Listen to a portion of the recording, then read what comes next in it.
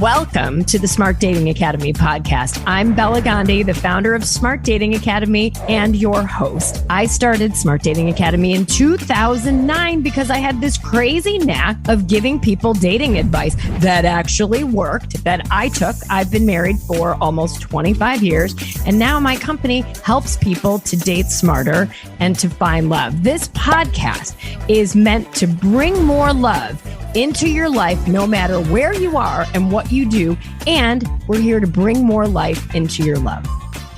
Smart daters, welcome back. I hope you've had an amazing week. Today's guest is such an awesome human being, a friend of mine, and a dating coach and a relationship expert. And her name is Damona Hoffman. Damona, welcome to the Smart Dating Academy podcast. I'm so happy to be here, Bella. Thank you for having me. I can't believe, I feel like we've been friends for like a decade. Does that sound right? It's about right. Yeah. Yeah. We've been in the trenches, in the dating coaching trenches together. Oh my God. We were just, if you guys could be a fly on the wall behind the scenes here, we were talking about behind the scenes lives of dating coaches that do it all. So we had a great conversation. But for you guys, I'm really happy to have Damona here because we're going to tackle kind of three different subjects today. And in our way, we're going to go kind of fluidly from one to the other, but we're going to get geeky. We're going to talk about Chat GPT and what the hell it is and how we're going to how this is going to affect 21st century dating. We're going to talk about gender roles in dating, right? What is going on? Who should be doing what? And then we're going to talk about empathetic dating because let's just say empathy is super sexy, super hot, and we need to get back to that place of empathy, and it's going to make you a more fun and more successful dater. So let's talk about Chat GPT, my friend. Tell us all the things. All the things. All the things. Well, I must admit, I was a little skeptical when I first heard about Chat GPT. And I got called for an interview about Chat GPT and also these like AI generated photos and how it was going to impact dating. And I got really curious at that point because whenever we hear about new technology, and you and I have both worked with a number of the dating apps, as an insider, doing content for them and looking at their data. So I'm really interested in using technology to our benefit and not just throwing the baby out with the bathwater and being like, it's new, I don't like it. Because I think that's our initial reaction. Like, is this going to replace our real communication?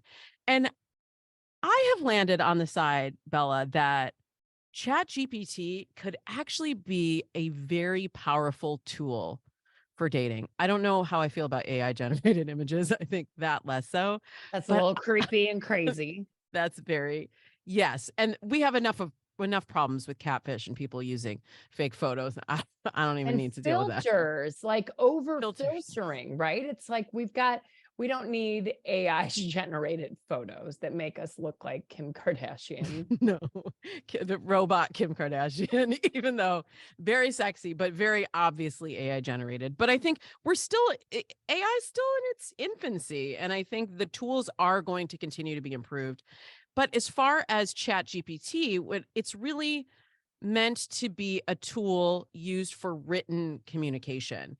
And so then I start thinking about in dating, that has been the biggest shift in dating since I started coaching over 15 years ago. It's really been like 17. But I just say over 15 so I can keep my youthful glow, Bella. Clearly. You're very glowy, very glowy. It's just the lighting. But the biggest change that I have seen, and I want to get your take on this, it's not actually even the dating apps changing the dating scene. It's communication. The way we communicate has shifted completely. Even since the time I met my husband online, We just celebrated our 16th wedding anniversary. Yay. I know you got a few years on me, so I'm trying to keep up with you. But, that was pretty early on in online dating to meet Super online. OG. I'm Super super OG. OG. I mean, if we think about what was different back then and back when I even started coaching, we didn't text. That was not our primary method of communication. Like the first email message that my husband sent to me online, it was like 3 paragraphs long. That has changed. We're now in a much more short form communication. And I started teaching classes about 6 years ago. I realized I was getting a lot of questions on the Dates and Mates podcast about texting. How can I text more effectively? How can I screen and filter through my dates on text? How can I use text in dating?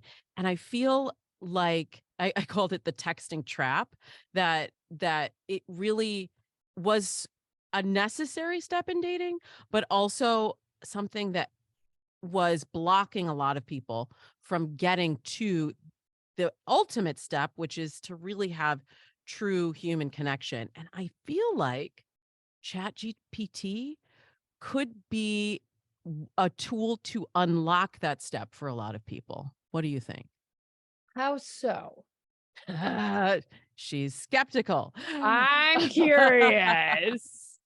Okay, so I was just talking with a friend, and I have this little mastermind group of other coaches, and she was saying she's doing a keynote, and she's very analytical and doesn't think of herself as very funny, even though I think she's very funny and charming.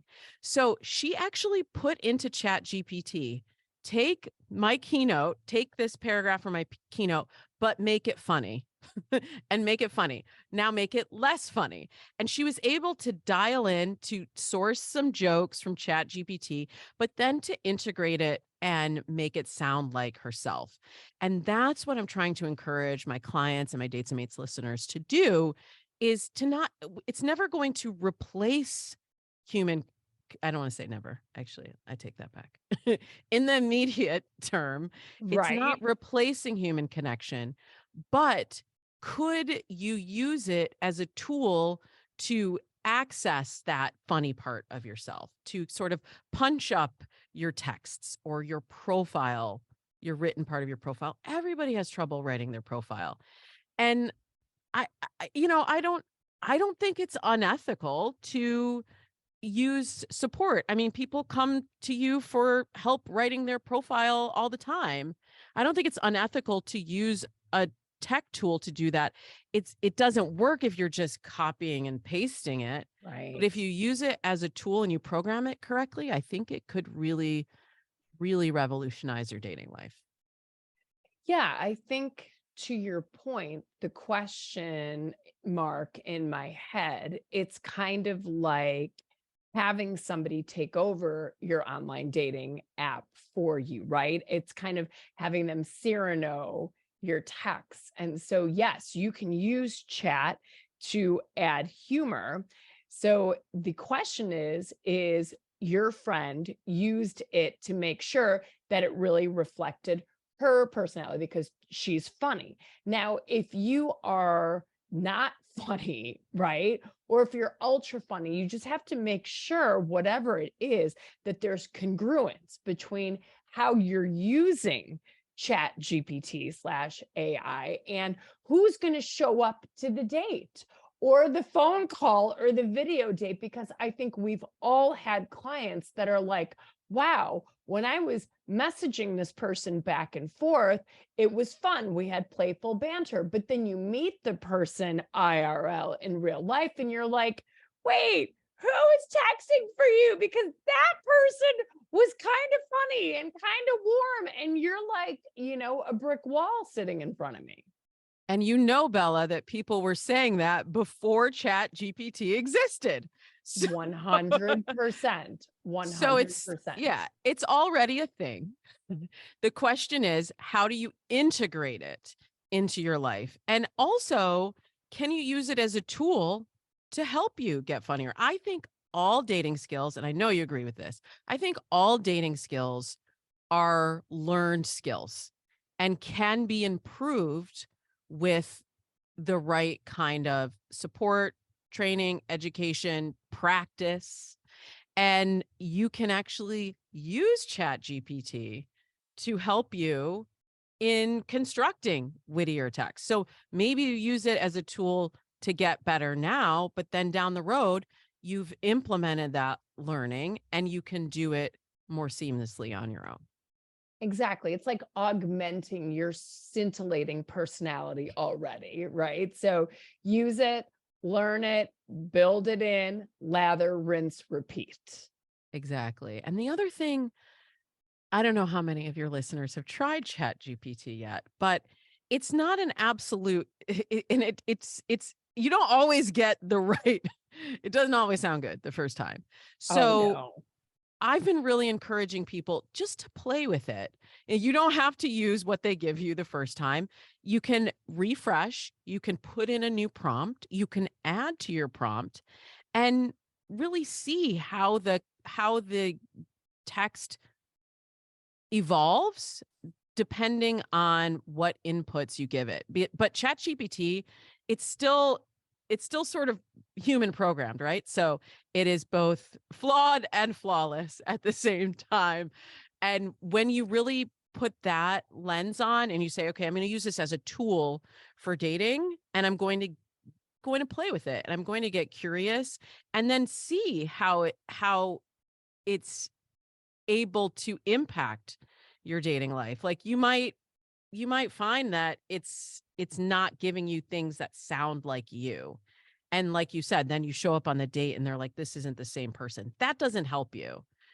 You can't get through the texting trap only to get to the date and have the other person be disappointed or feel like you are not who you say you are.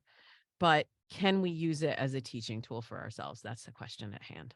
I like that a lot. And I think, I've read studies over the last few weeks that have showed, what's happened when they let ChatGPT respond to text in dating apps. And ChatGPT ain't getting many responses back because it's the words are good, but contextually, tone wise, it's just a little off, a little weird. And so I've read some of the interchanges. I was like, wow, sounds a little sterile. I think that there's room to grow for Chat GPT, but yeah, I think for now, don't think that Chat GPT can respond to all of your dating inquiries at this point, because the research is showing don't do that. So really just use it as a tool if you're stumped on what to say, or see, I might say this. What does chat say I could do to be funnier? And then I think that that's the way to use it for now. And I'm sure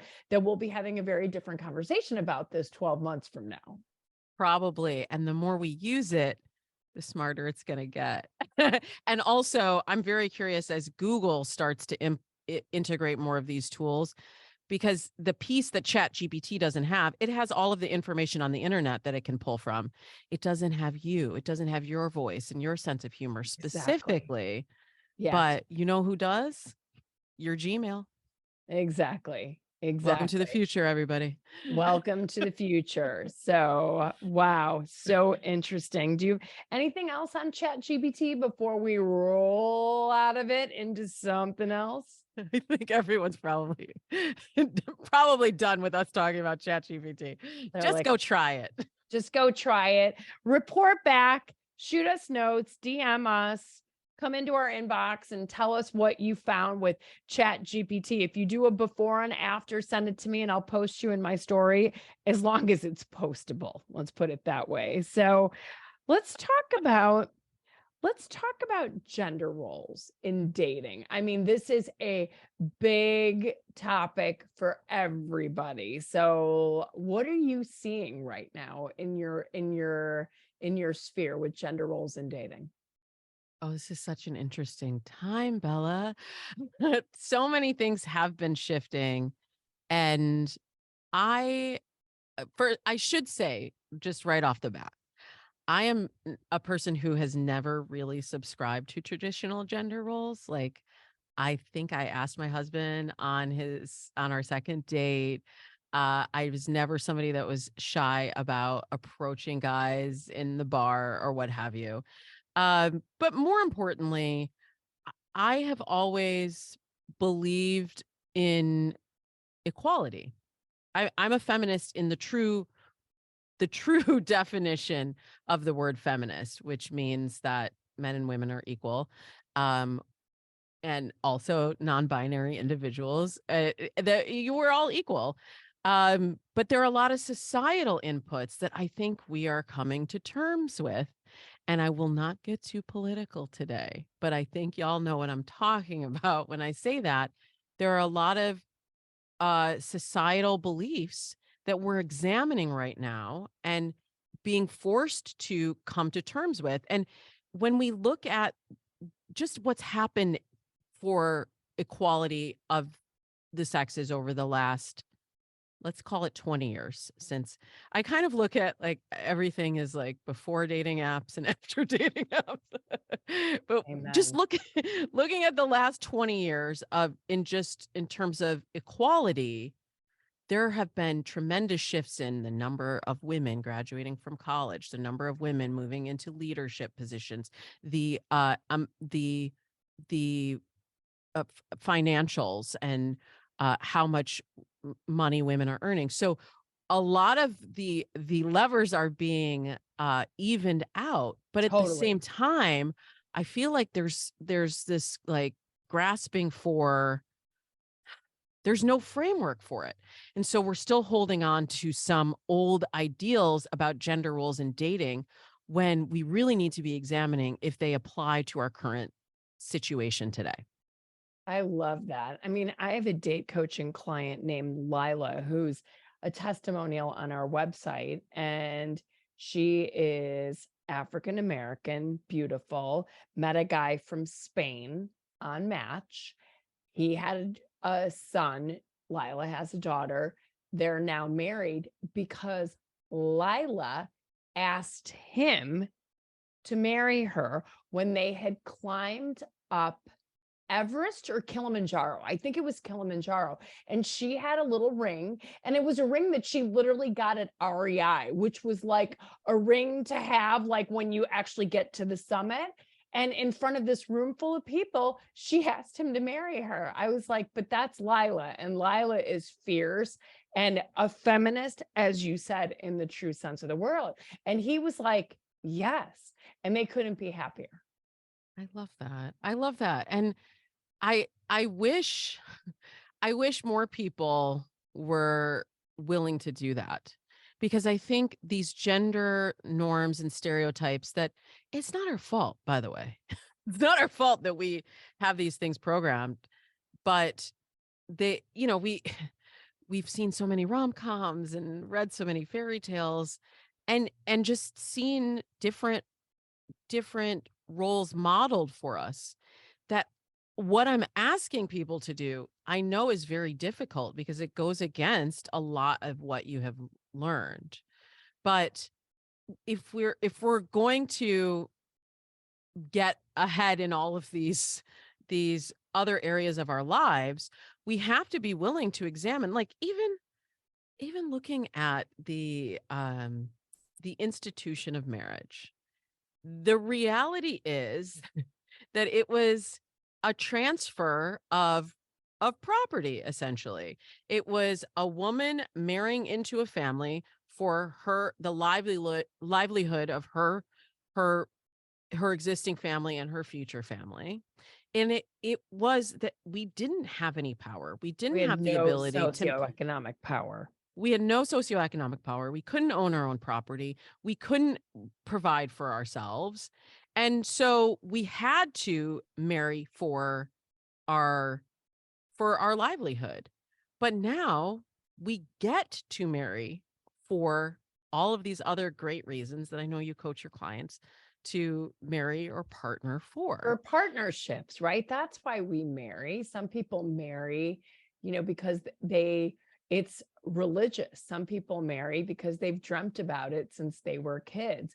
Some people, I have clients that have been married 4 times before they come to us, and they do the 5th marriage, right? Because for some people, it's just something that they want and they desire. And to me, I'm like, I'm going to help you find the lid to your pot. Whether you decide you want to get married or not, doesn't matter to me. It's all chalk and cheese at the end of the day. So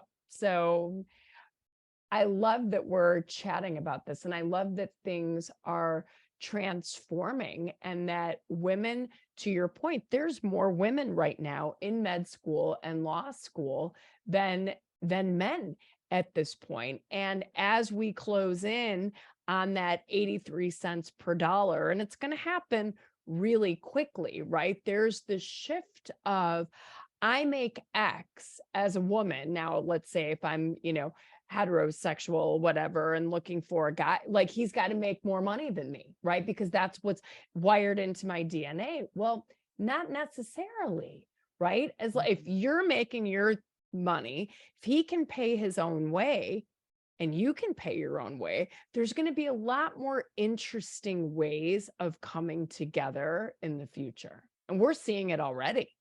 Yeah, and this is a conversation that I feel like I've been having for many years with a lot of my female clients who are looking for marriage to a man, that they have these beliefs, and they may feel like they're progressive in their gender, and that they want all of these things that were not available to my mother and my grandmother.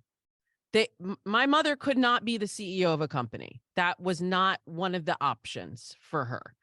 And so it's wonderful that now that is an option for women today. But I do hear just what you were saying, that, okay, well, what are you looking for in a partner? We always start our programs with mindset. And I know you help your clients get clear on this too. Cause I'm like, if I don't know the target that I'm shooting for, I'm just tossing arrows into the air. Okay. For real. Let's get really clear on what you're looking for. And a lot of times I will hear that I have a master's degree and I make this much money. So I need to find somebody who makes this much or more, and somebody that has this level of education or higher.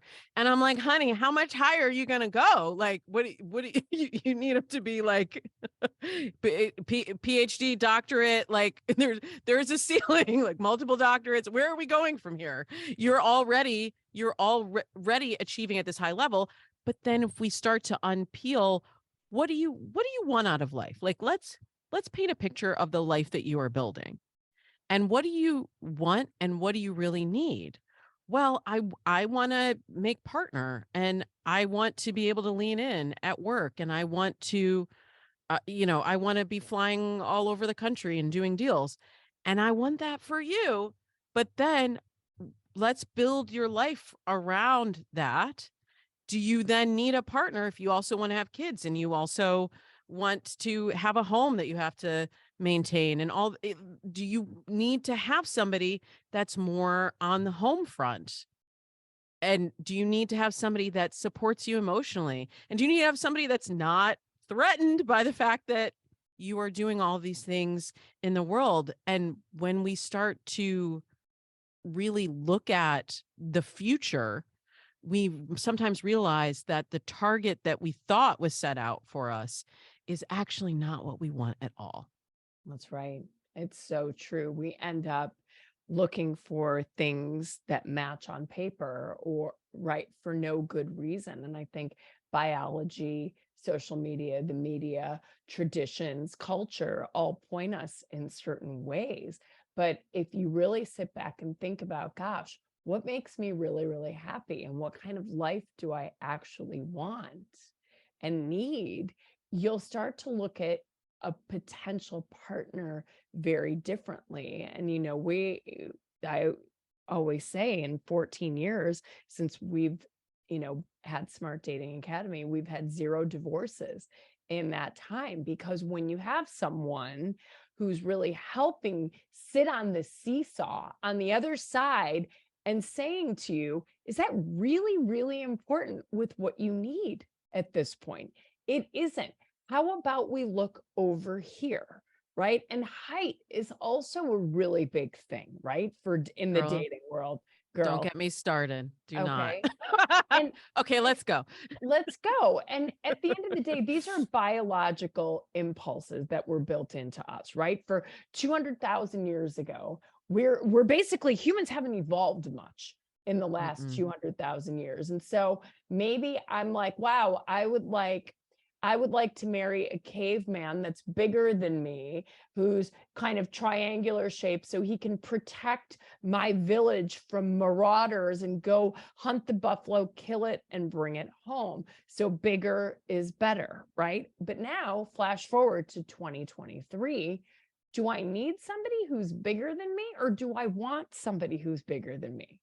Right? Mhm. And for most of us, we want someone who's bigger than us. Why? Maybe it just makes me feel smaller. It makes me not feel heavy, whatever the reasons are, but really challenging yourself to say, why is this so important to me? Oh, okay. We're gonna get hate mail on this height thing, but we're going there. Because I agree with you. I agree with you. The height is the other thing that I hear all the time. It's like, how much money, how much money does he make, and how tall is he? And then everything else is just whatever. I'm like, emotional intelligence. How about all of these problem solving skills and communication, conflict resolution? No, apparently none of that. But it's because we haven't been asked to examine that until very recently. And I'm always bucking the trends. I I've never had a thing. I'm also very short. I've never had a thing for tall guys. So all of you who are listening who are like, I hate those short girls that take the tall guys. I'm not one of them. That Me was never a neither. thing. That Me was never a neither. thing. But it it's somewhat biological conditioning, but I think it's a lot of the second thing that you were talking about. How do I feel when I'm with this person out in the world? Right. And how what reactions am I going to get from my family, my friends, if I show up and this person is shorter than me? And then we start doing height math where it's like, well, if I'm 5'4" and then I'm going to be wearing 3-inch heels all the How time, often are apparently. you going to be wearing 3-inch heels? Okay. If I hear this one more time. So I'm with you on that, but I really like getting curious about painting the picture of your life and what is it really going to look like, and then also figuring out how do you want to feel with your partner. And with the height thing, I would ask a client, is it about the height, or is it that you want to feel safe? Is it that you want to feel safe and you're correlating height and safety because of some old programming that may be yours, Exactly. maybe biological, maybe societal, I don't know. But you're correlating those two things when they may not actually have a connection in today's world at all. That's exactly right. And so if, hopefully you're not going to send us hate mail on this, but just think about think about what it means to you, right? I'm 5'2.5". My husband is 5'5". When I do drag out those 3 to 4 inch heels, it's rare, let me tell you. And if I do, yeah, I'm a little taller than him. He doesn't care, and I don't care, right? I mean, would it be nice to have someone who's 6 feet tall and 5 inches taller than me? Sure, why not? But at the end of the day, it is what it is, right? I got a lot of other stuff. I sorry, tall guys. I'm not here for it. I don't like the big differential. It's not as comfortable for me. But my husband's 5'10". So he's kind of in the middle. I don't know. But it literally wasn't even a factor on it was not anywhere on the list. It was just, and I mean, we don't have to get too deep into this, but I think we think a lot about the packaging that people come in and what skin color they have, what hair color, what eye color, what weight are they going to be? And none of that matters. And a lot of that stuff changes. It all changes, They right? may have no hair after 16 years of marriage. Right. I'm here to tell you. they may have no hair, and you have to not be in love with that shell. You have to be in love with the person that's on the inside. If we do nothing else, dear listener, through this, it's at least make you curious. Yeah. At least make you try to do something different. In last week's episode, it called 7 Things You Can Change Right Now to Rock Your Dating Life. One of the things I told you guys to do, if you listened, is play the game called 3 Blind Mice. Pick 3 people where you push your parameters out and look at people who sound good, sound nice. They may be different. They may have a different skin color. They're a different height. They're in a different zip code than you ever imagined. Pick 3 people that you wouldn't normally date.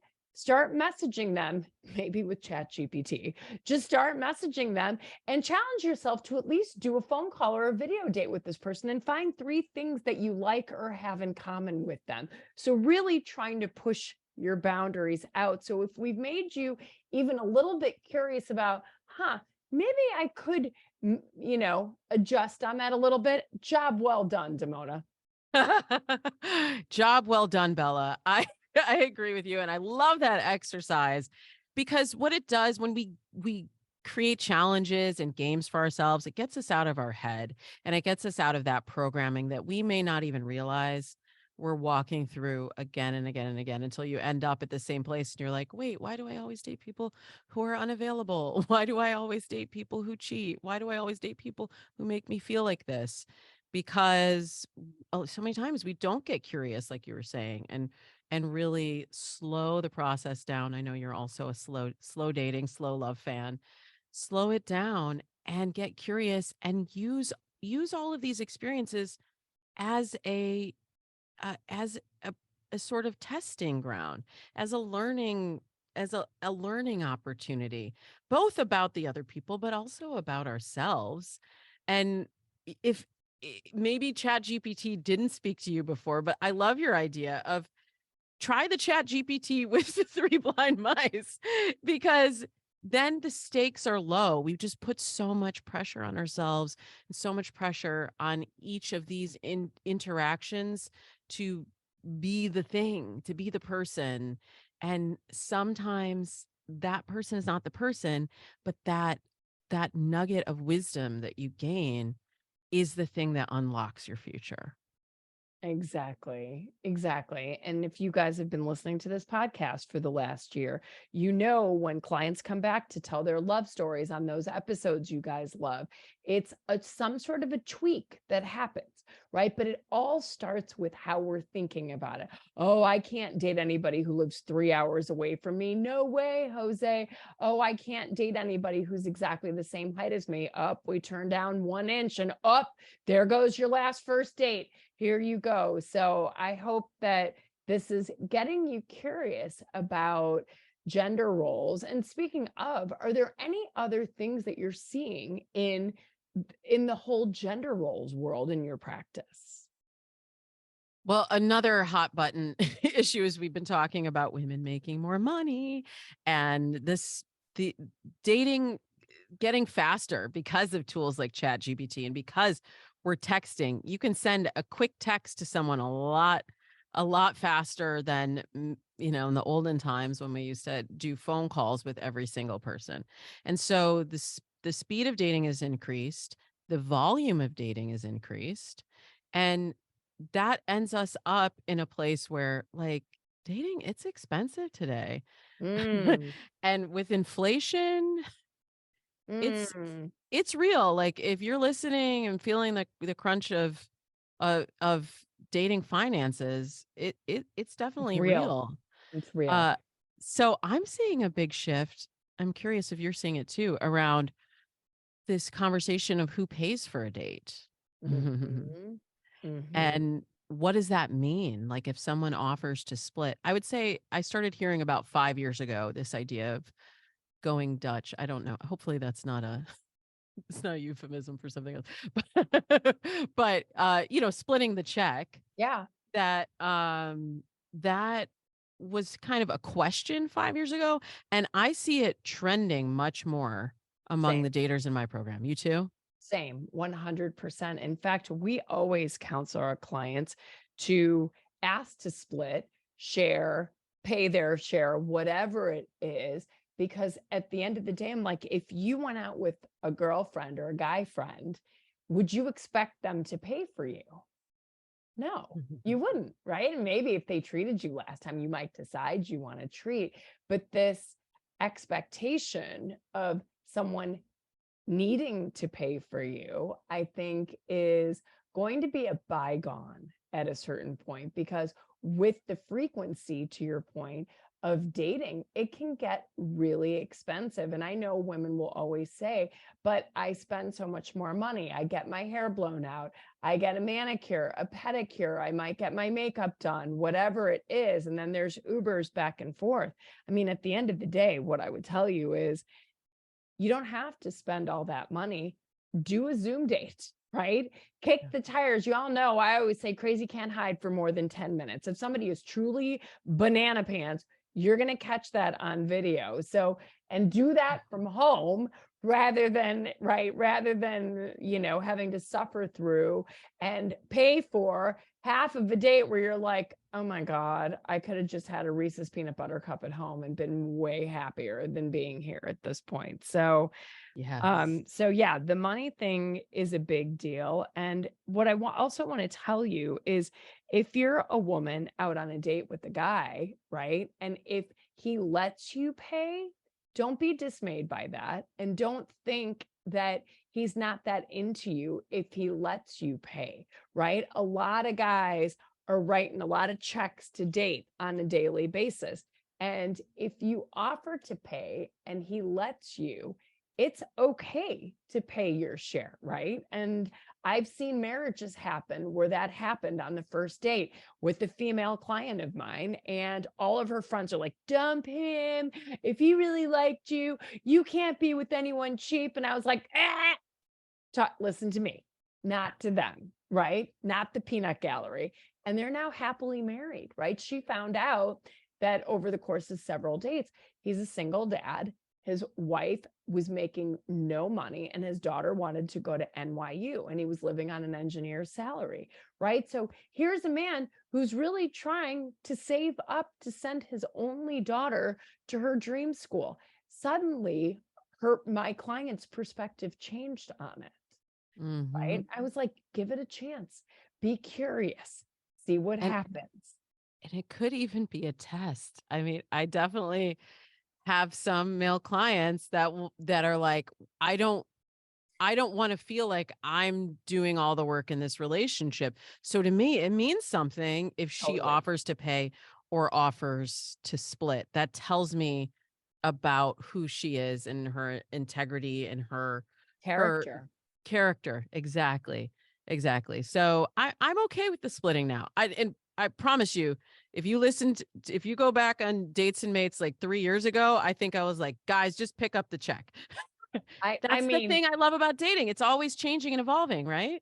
100%. And I still do tell guys, look, it's baked into women's DNA. There's a lot of programming. If you can pay, do it. It will always get you bonus points still. But women, offer to pay and be okay with paying your share at least. So I know let's have some more creative dates as well. Because sure, you're going to be pissed off if you're going out for, 4-star steak dinners every first date and you're, dropping. That's bananas. But people do it because they're like, well, I want to impress the person. And quick story. I went out with a guy right before I met my husband, actually. I went out with this guy. We had a first date. It was okay.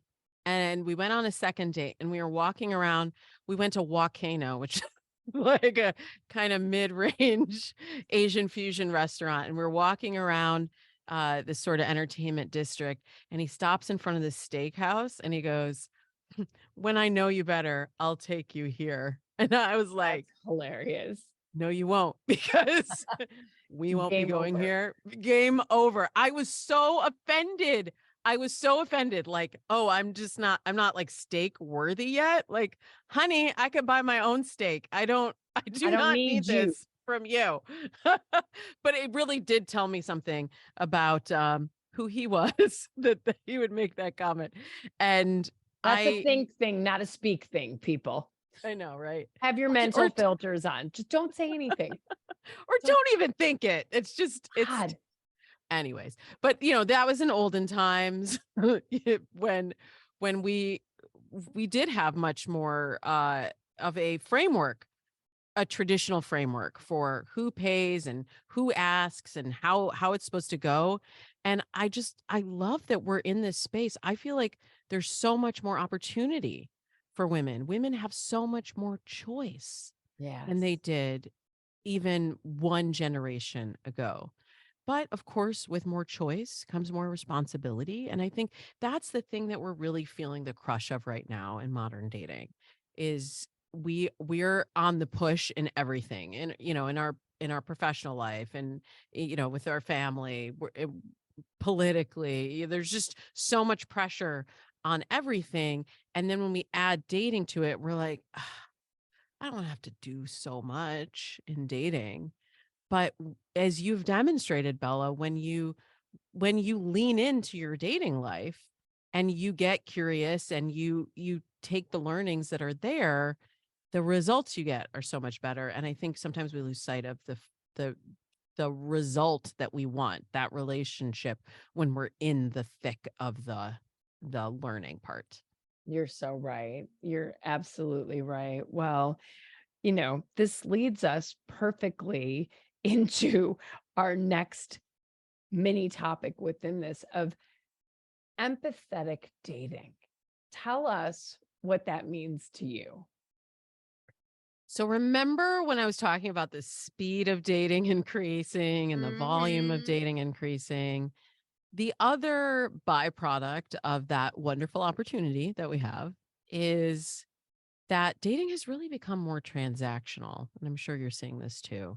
Totally. When you're sorting through so many people and you're having so many conversations on top of the crush of all of the other communication that you have to deal with Zoom and Slack and email, it makes us a little it's sucked out some of our empathy.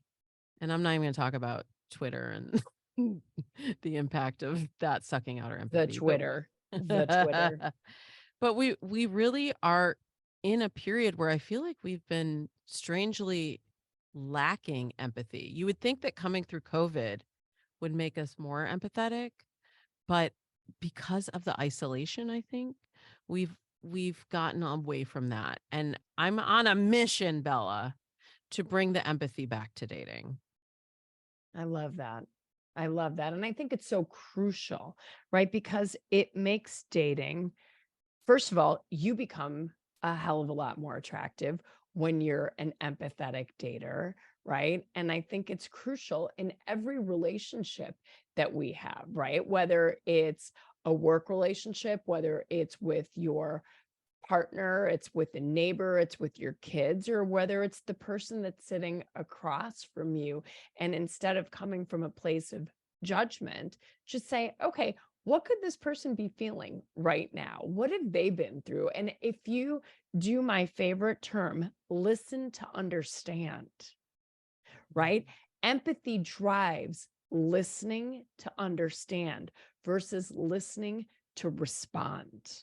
So much of dating is listening to respond. Oh, if he says this, let me get into my head and think of a cool, fun story about, my hot girl summer or whatever it is. It's like, no, instead, continue to be super present and really listen to what he's saying to understand him, because at that point, you will find another nugget, like a good journalist, to dig deeper, to get more information, and to make the date more fun for you. Yeah, more fun for both of you. Right? But nobody wants to have these boring transactional dates anymore. We're done with that. And it's just not sustainable. At the volume that most people are going on dates today, it's not sustainable. So I love that phrase, listen to understand, and also kind of bringing back something you mentioned earlier, this curiosity. I try to get my clients to really be curious on the date and to be in the moment. And that shifts everything, where it's not, does this person like me? And what do I need to say to get them interested? How much longer is this day going to go on? But you really stay in the moment and focus on connection. And sometimes it's there, sometimes it's not there. But if you're coming from a place of empathy, then you're not going to carry around also any sense of guilt. Like, a lot of times, uh, my clients come to me saying, I know that this isn't right. This person is not my person, but I don't want to upset them. I don't want to disappoint them. We already made a date for next week and I feel bad. Yeah. And I think it's the wrong kind of empathy to say, okay, I feel bad, so I'm just going to go on this date because I already said I would. And if you know in your heart it's not right, actually, the most empathetic thing that you can Yeah. do is to let that person know. And we get so afraid of that, the discomfort that comes with that interaction, that we just end up ghosting. We'll say we hate ghosting, and then but then to the person that we're not interested in, we'll just ghost them. And that's not empathetic at all. No, no, it isn't. And we have something that we have our clients do called the goodbye sandwich, and we customize it for every interaction where they, want to not go on the date. Maybe they have to break up with somebody, but there is a direct and kind approach to doing this kind of thing. And you're right, sometimes the more empathetic thing to do, and people ask, well, if somebody sent me a message, do I, like Bella, when I launch with these new photos and my new profile, do I have to respond to everybody? And I'm like, no, you don't. I need your energy in the game for the people that you're interested in, right? And well, isn't it mean to not respond? I'm like, no, if you think about it from a standpoint of empathy, if I sent out 5 messages to guys, right? And this is how I run my practice. What would I want to do? If I sent out 5 messages, I could wake up in the morning to, let's say, 2 potentially negative scenarios. We're not going to talk about the positive one right now. We'll say either I could read 5, I just don't think we're a match, but thanks so much for playing. I could wake up to 5 of those, or I could just wake up to an empty inbox, right?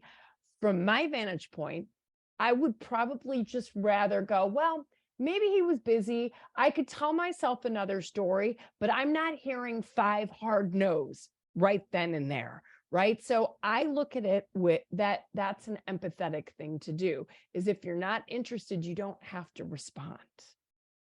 I agree And with this is on you the first message. on I'm the not first talking, message. this is, sorry, I should have clarified that. This is on the very first opening salvo of a message. If you've been corresponding with this person, hell, if you've been dating them, that's not it. This is just the very first message. Agree. I treat those first messages as well like coins in the fountain.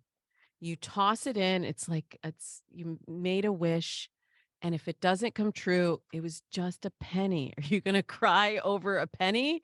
And if your wish comes true, then great, you got your wish. I But love that. otherwise, it's just a coin in a fountain. I love that So, metaphor. That's great. and thank you. And it gets a lot of women prior to Bumble, even. I've been saying to women, take control of your dating destiny, initiate messages. It's not going to upset the whole chivalry apple cart if you if you initiate a message, because it's just a coin in a fountain. It's not even really an interaction just yet. And so saying that has gotten a lot of women, particularly some of my clients who are older, who didn't really grow up with online dating, and this is all kind of new, and like, wait, but isn't the guy supposed to approach me? And this is a whole different thing. The rules are different. And when you're dealing with technology, as we were talking about earlier in Chat GPT, you have to program it in a certain way. And you can't think of the old rules applying to the new technology. So just sending out those messages, even as a woman, we see, I'm sure you've seen this data at Match and elsewhere as well, that when women initiate messages, according to OKCupid data, the conversations last twice as long as when men initiate the messages. And that's because women are not initiating enough messages. Well, and this is the thing. I've had guys tell me, geez, it's like Christmas in July to get a message from a woman directly. A few episodes ago, I had Sadaf's love story. She sent a message to a guy that she thought looked interesting. They're now engaged, right? So it's okay, ladies. Again, this gets back to the gender roles thing, right? Get off the sidelines, and it's okay to send that first message. It's okay to suggest taking it to a video date. It's okay to say, hey, do you want to grab a drink? Everything is okay. And isn't that beautiful? It is beautiful. And I love that you're giving your listeners permission also to be in touch with what they want, because I feel like so much of, let's call it old dating. So much of old dating is like, this is what you're supposed to do. This is how it's always been done. And this is, I zig and he will zag. And that's the script we're running. And I encourage my clients and my listeners to embrace this new time where we get to write our own scripts. We get to use our own Chat GPT, right? We get to write our own scripts. And if you do it from that point of empathy, that place of empathy, both for the other person and for yourself, like, how does it feel to yourself to not feel like you're in control of anything that's happening in your dating life, to be like waiting for the messages to come in, or, going on these dates that you don't want to go on, or waiting for somebody to ask you out when you're stuck in this texting trap going back and forth.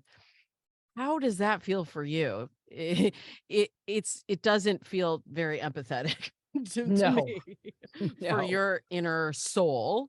Right. So if you can employ a little bit more empathy and know that everybody wants the same thing, we all want to have real connection. One thing that hasn't changed is we all need love. That is a core need. That is on Maslow's hierarchy of needs. We need community. We need love. We need support. We need partnership. And it looks different for everybody. But our job in this whole shepherding people through love is really to get folks clear on what they want, and then how to communicate that and move through the process. And we have all these tools now. I think that's very exciting. Well, Damona, you're awesome. Thank you so much for enlightening us with your wit and wisdom today. It's always such a treat to be with you. How can people find out more about you? Well, I do the Dates and Mates podcast every Tuesday. Woohoo! I got to have you back sometime soon. And yeah, we do just this. We talk about the modern challenges of dating and how to work through them. We do headlines of the week, we do interviews, and we do Q&A every single week. And then I also am on Instagram at Damona Hoffman, on Twitter, on Facebook. You can send me questions for the show or interact there, or you can go to datesandmates.com where you can listen to the podcast and also get my profile starter kit. It's a free program for a limited time only that'll help you write your dating profile before I am replaced by Chat GPT. I love that. Well, Damona, thank you. You're awesome. And we will definitely have you back sooner than later. Thank you, Bella. I appreciate it.